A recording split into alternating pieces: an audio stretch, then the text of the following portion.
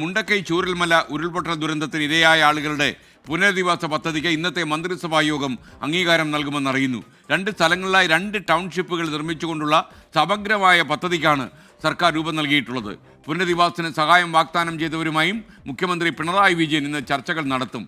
R Sreejith തിരുവനന്തപുരത്ത് നിന്ന് update നൽകുന്നു. Happy new year Sreejith.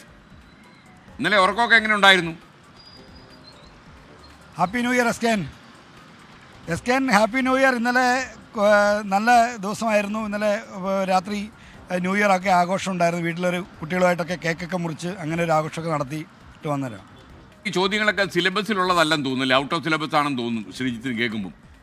Okay, നമ്മൾ അത് കുറേശ്ശെ ഒരു ശീലമായിക്കോളും. പറയൂ ശ്രീജിത്ത്, വിവരങ്ങൾ പറയൂ.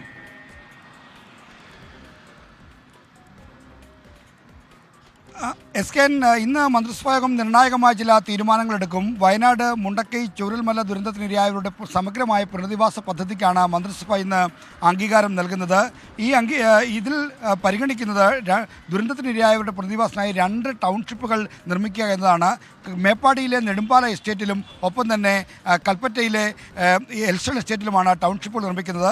750 കോടി രൂപ ചെലവിൽ നിർമ്മിക്കുന്ന ടൗൺഷിപ്പിൻ്റെ രൂപരേഖ ഡിസംബർ 22 ചേർന്ന പ്രത്യേക മന്ത്രിസഭാ യോഗത്തിൽ അവതരിപ്പിച്ചിരുന്നു. ഇന്ന് ഈ പുനരധിവാസ പദ്ധതിയുമായി ബന്ധപ്പെട്ട തീരുമാനങ്ങളാണ് മന്ത്രിസഭാ യോഗം കൈക്കൊള്ളേണ്ടത്. കാരണം എത്ര വീടുകൾ നിർമ്മിക്കണം, ഈ പുനരധിവാസ പദ്ധതിയിൽ ദുരന്തത്തിനിരയായവർ മാത്രമാണോ അതോ എസ്റ്റേറ്റിലെ ഈ ലയങ്ങൾ പൊളിക്കുമ്പോൾ അവർക്ക് കിടക്കാട് നഷ്ടമാകുന്ന പ്രശ്നമുണ്ട്, അപ്പോൾ അവരെ കൂടി ഉൾപ്പെടുത്തണം എന്നടക്കമുള്ള കാര്യങ്ങളുണ്ട്. അതുകൊണ്ട് തന്നെ എത്ര വീടുകൾ നിർമ്മിക്കണം, എത്ര മാസത്തിനുള്ളിൽ ഈ പുനരധിവാസ പദ്ധതി പൂർത്തിയാക്കണം തുടങ്ങിയ നിരവധി നയപരമായ തീരുമാനങ്ങൾ മന്ത്രിസഭയിൽ നിന്ന് വരാനുണ്ട്. ആ തീരുമാനങ്ങൾ ഇന്ന് കൈക്കൊള്ളും. ഇതോടൊപ്പം തന്നെ സർക്കാരിന് വീട് അടക്കം വാഗ്ദാനം ചെയ്ത നിരവധി സംഘടനകൾ രംഗത്ത് വന്നിട്ടുണ്ട്. ആ സംഘടനകളോടുള്ള സമീപനം എന്തായിരിക്കണം? ഇന്ന് ഉച്ചയ്ക്ക് 12:30 മുഖ്യമന്ത്രി പിണറായി വിജയൻ ഈ വാഗ്ദാനം നൽകിയ ആളുകളുമായി നേരിട്ട് സംസാരിക്കുന്നുണ്ട്. അതുകൊണ്ട് തന്നെ എന്തൊക്കെ കാര്യങ്ങൾ ഇവരിൽ നിന്ന് കേൾക്കണം, അത് എന്തൊക്കെയാണ് ഇവരോട് പറയേണ്ടത് തുടങ്ങിയ കാര്യങ്ങളടക്കം തീരുമാനിക്കും. എന്തായാലും വയനാട് പുനരധിവാസം വൈകിയെത്തുന്നത് ഇപ്പോൾ തന്നെ വിമർശനങ്ങൾക്കിടയാക്കിയിട്ടുണ്ട്.